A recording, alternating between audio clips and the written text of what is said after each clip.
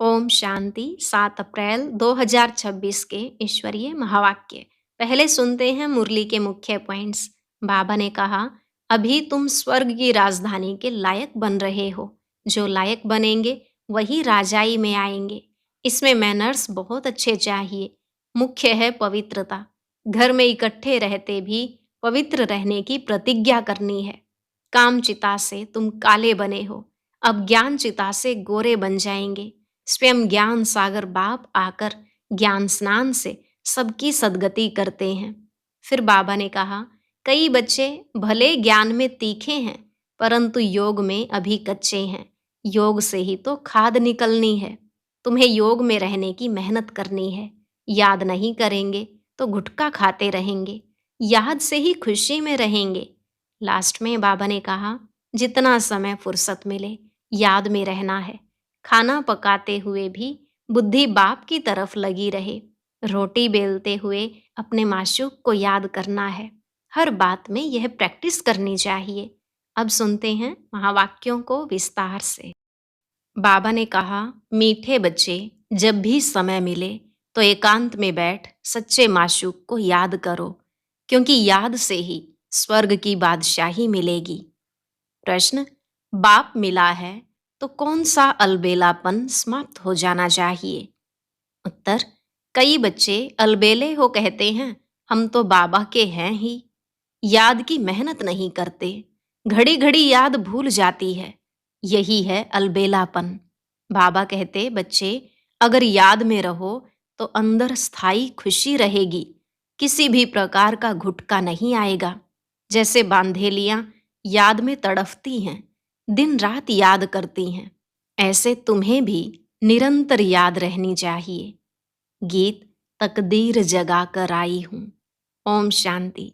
बाप ने बच्चों को समझाया है। तुम भी कहते हो ओम शांति, बाप भी कहते हैं ओम शांति, अर्थात तुम आत्माएं शांत स्वरूप हो।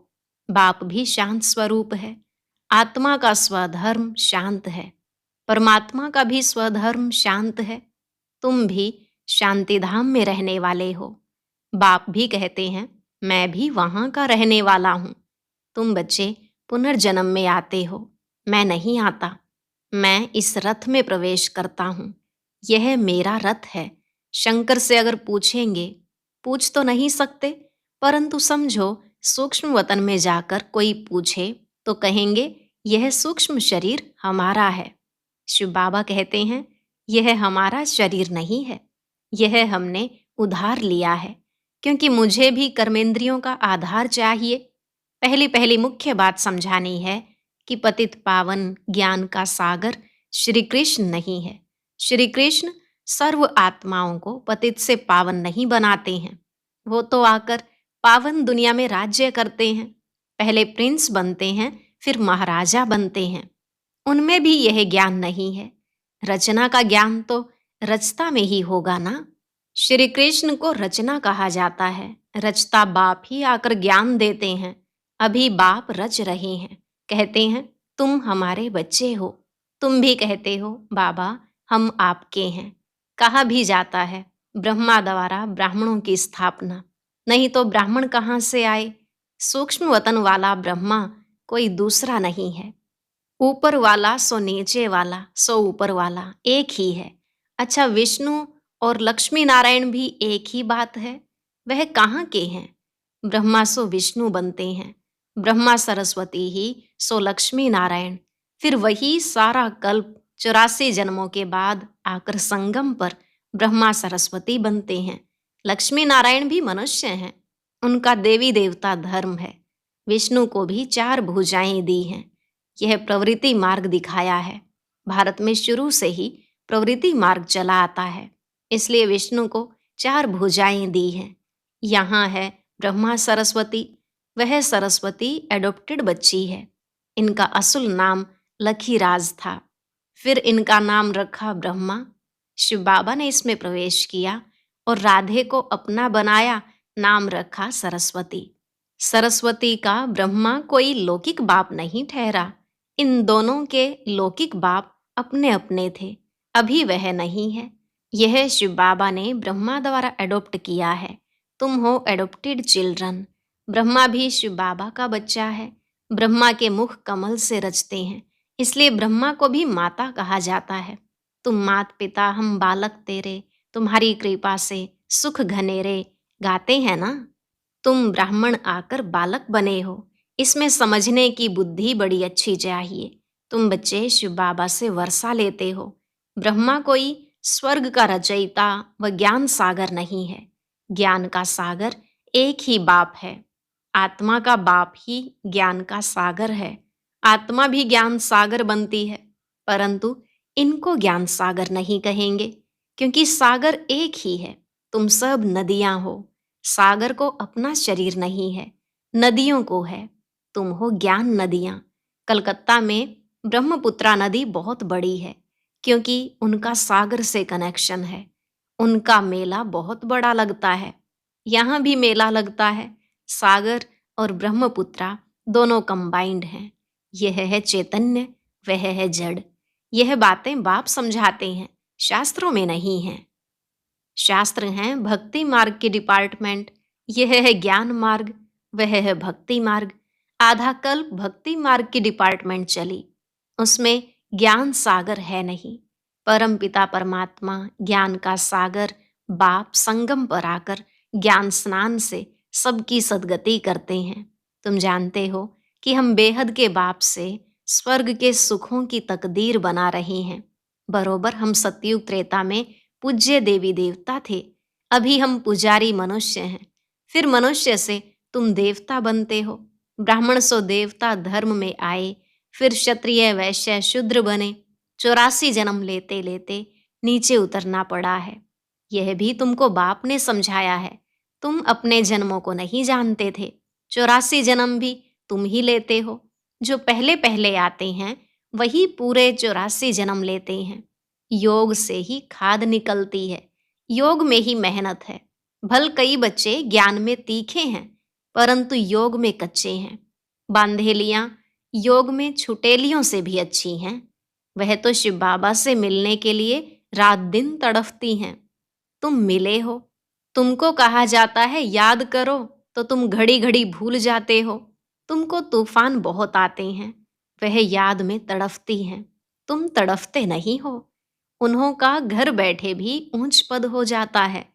तुम बच्चे जानते हो, बाबा की याद में रहने से हमको स्वर्ग की बादशाही मिलेगी। जैसे बच्चा गर्भ से निकलने के लिए तड़फता है, वैसे बांधेलियां तड़पते तड़पते पुकारती हैं, शिव बाबा इस बंधन से निकालो। दिन रात याद करती हैं। तुमको बाप मिला है तो तुम अलबेले बन पड़े हो। हम बाबा के बच्चे हैं। हम यह शरीर छोड़ जाए प्रिंस बनेंगे, यह अंदर स्थायी खुशी रहनी चाहिए। परंतु माया याद रखने नहीं देती। याद से खुशी में बहुत रहेंगे, याद नहीं करेंगे तो गुटखा खाते रहेंगे। आधा कल्प तुमने रावण राज्य में दुख देखा है। अकाले मृत्यु होता आया है। दुख तो है ही है। भल कितना भी साहूकार हो, दुख तो होता है। अकाले मृत्यु हो जाती है। सतयुग में ऐसे अकाले नहीं मरते, कभी बीमार नहीं होंगे। समय पर बैठे बैठे आप ही एक शरीर छोड़ दूसरा ले लेते हैं। उसका नाम ही है सुख धाम। मनुष्य तो स्वर्ग की बातों को कल्पना समझते हैं। कहेंगे स्वर्ग कहाँ से आया। तुम जानते हो हम तो स्वर्ग में रहने वाले हैं। फिर 84 जन्म लेते हैं। यह सारा खेल भारत पर ही बना हुआ है। तुम जानते हो हम 21 जन्म पावन देवता थे। फिर हम क्षत्रिय वैश्य शूद्र बने, अब फिर ब्राह्मण बने हैं। यह स्वदर्शन चक्र बहुत सहज है। यह शिव बाबा बैठ समझाते हैं। तुम जानते हो शिव बाबा ब्रह्मा के रथ में आया है। जो ब्रह्मा है वही सतयुग आदि में श्री कृष्ण था। 84 जन्म ले पतित बने हैं। फिर इनमें बाप ने प्रवेश कर एडॉप्ट किया है। खुद कहते हैं मैंने इस तन का आधार ले तुमको अपना बनाया है। फिर तुमको स्वर्ग की राजधानी का लायक बनाता हूँ। जो लायक बनेंगे वही राजाई में आएंगे। इसमें मैनर्स अच्छे चाहिए। मुख्य है ही पवित्रता। इस पर अबलाओं पर अत्याचार होते हैं। कहाँ कहाँ पुरुषों पर भी अत्याचार होते हैं। विकार के लिए एक दो को तंग करते हैं। यहाँ माताएं बहुत होने के कारण शक्ति सेना नाम गाया हुआ है। वंदे मातरम। अभी तुम ज्ञान चिता पर बैठे हो, काम चिता से उतर गोरे बनने के लिए। द्वापर से लेकर काम चिता पर बैठे हो। एक दो को विकार देने का हथियाला विकारी ब्राह्मण बांधते हैं। तुम हो निर्विकारी ब्राह्मण। तुम वह कैंसल कराए ज्ञान चिता पर बिठाते हो। काम चिता से काले बने हैं, ज्ञान चिता से गोरे बन जाएंगे। बाप कहते हैं भल इकट्ठे रहो, परंतु प्रतिज्ञा करनी है, हम विकार में नहीं जाएंगे। इसलिए बाबा अंगूठी भी पहनाते हैं। शिव बाबा बाबा भी है, साजन भी है, सभी सीताओं का राम है, वही पतित पावन है। बाकी रघुपति राघव राजा राम की बात नहीं है। उसने संगम पर ही यह प्रालब्ध पाई थी। उनको हिंसक बाण दिखाना रॉन्ग है। चित्र में भी नहीं देना चाहिए, सिर्फ लिखना है चंद्रवंशी। बच्चों को समझाना चाहिए शिव बाबा इस द्वारा हमको यह चक्र का राज समझा रही हैं। सत्यनारायण की कथा होती है ना, वह है मनुष्यों की बनाई हुई कथा। नर से नारायण तो कोई बनते नहीं। सत्यनारायण की कथा का अर्थ ही है नर से नारायण बनना। अमर कथा भी सुनाते हैं, परंतु अमरपुरी में तो कोई जाते नहीं। मृत्यु लोक 2500 वर्ष चलता है। तिजरी की कथा माताएं सुनती हैं। वास्तव में यह है तीसरा ज्ञान का नेत्र देने की कथा। अभी ज्ञान का तीसरा नेत्र आत्मा को मिला है, तो आत्म अभिमानी बनना है। मैं इस शरीर द्वारा अब देवता बनती हूँ। मेरे में ही संस्कार हैं। मनुष्य सब देह अभिमानी हैं। बाप आकर देही अभिमानी बनाते हैं। लोग फिर कह देते हैं आत्मा परमात्मा एक है। परमात्मा ने यह सब रूप धारण किए हैं। बाप कहते हैं यह सब रॉन्ग है। इसको मिथ्या अभिमान, मिथ्या ज्ञान कहा जाता है। बाप बतलाते हैं मैं बिंदी मिसल हूँ।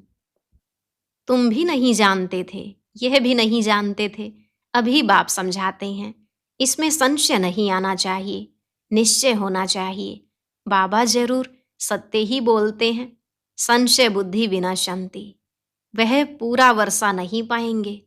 आत्म अभिमानी बनने में ही मेहनत है। खाना पकाते बुद्धि बाप की तरफ लगी रहे। हर बात में यह प्रैक्टिस करनी चाहिए। रोटी बेलते अपने माशूक को याद करते रहना, यह अभ्यास हर बात में चाहिए। जितना समय फुर्सत मिले याद करना है।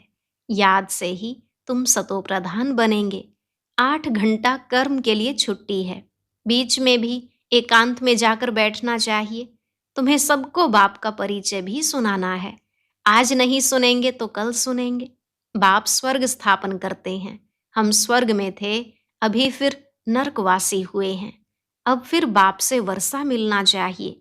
भारतवासियों को ही समझाते हैं। बाप आते भी भारत में ही हैं। देखो तुम्हारे पास मुसलमान लोग भी आते हैं, वो भी सेंटर संभालते हैं। कहते हैं शिव बाबा को याद करो। सिख भी आते हैं, क्रिश्चियन भी आते हैं, आगे चलकर बहुत आएंगे। यह ज्ञान सबके लिए है, क्योंकि यह है ही सहज याद और सहज वर्षा बाप का। परंतु पवित्र तो जरूर बनना पड़ेगा। दे दान तो छूटे ग्रहण।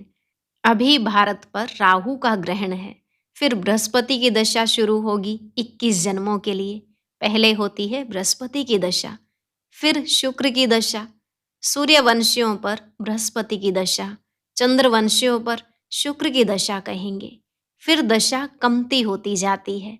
सबसे खराब है राहु की दशा। बृहस्पति कोई गुरु नहीं होता है, यह दशा है वृक्षपति की। वृक्षपति बाप आते हैं तो बृहस्पति और शुक्र की दशा होती है। रावण आते हैं तो राहु की दशा हो जाती है। तुम बच्चों पर अभी बृहस्पति की दशा बैठती है। सिर्फ वृक्षपति को याद करो, पवित्र बनो, बस। अच्छा, मीठे मीठे सिकिलधे बच्चों प्रति माता पिता बाप दादा का याद प्यार और गुड मॉर्निंग। रूहानी बाप की रूहानी बच्चों को नमस्ते। रूहानी बच्चों की रूहानी बाप दादा को नमस्ते नमस्ते, गुड मॉर्निंग, शुक्रिया बाबा, शुक्रिया। धारणा के लिए मुख्य सार। पहला पॉइंट, हर कार्य करते हुए आत्म अभिमानी बनने की प्रैक्टिस करनी है। देह का अहंकार समाप्त हो जाए, इसके लिए मेहनत करनी है। दूसरा, सतयुगी राजाई के लायक बनने के लिए अपने मैनर्स रॉयल बनाने हैं। पवित्रता ही सबसे ऊंची चलन है। पवित्र बनने से ही पवित्र दुनिया के मालिक बनेंगे। वरदान, करण करावन हार की स्मृति द्वारा सहज योग का अनुभव करने वाले सफलता मूर्त भव। करण करावन हार की स्मृति द्वारा सहज योग का अनुभव करने वाले सफलता मूर्त भव। बाबा ने कहा, कोई भी कार्य करते यही स्मृति रहे कि इस कार्य के निमित्त बनाने वाला बैकबोन कौन है। बिना बैकबोन के कोई भी कर्म में सफलता नहीं मिल सकती। इसलिए कोई भी कार्य करते सिर्फ यह सोचो, मैं निमित्त हूँ, कराने वाला स्वयं सर्व समर्थ बाप है। यह स्मृति में रख कर्म करो तो सहज योग की अनुभूति होती रहेगी। फिर यह सहज योग वहाँ सहज राज्य कराएगा।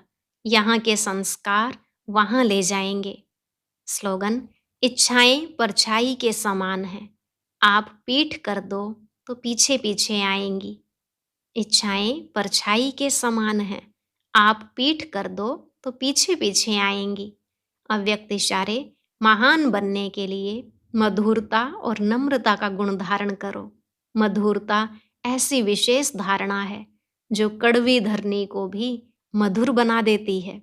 आप सभी को बदलने का आधार बाप के दो मधुर बोल हैं। मीठे बच्चे, तुम मीठी शुद्ध आत्मा हो। इन दो मधुर बोल ने ही बदल दिया। मीठी दृष्टि ने बदल दिया। ऐसे ही मधुरता द्वारा औरों को भी मधुर बनाओ। यह मुख मीठा करो।